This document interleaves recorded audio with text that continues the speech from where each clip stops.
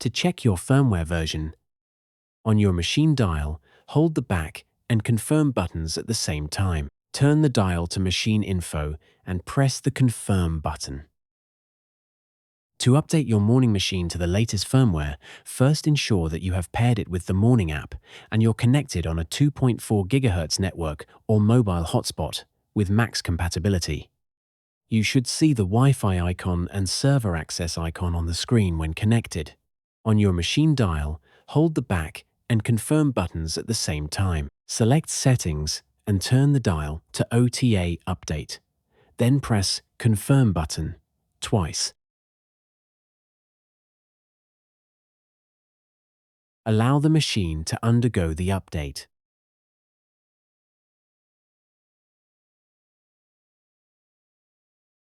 The machine will automatically reset when the update is completed.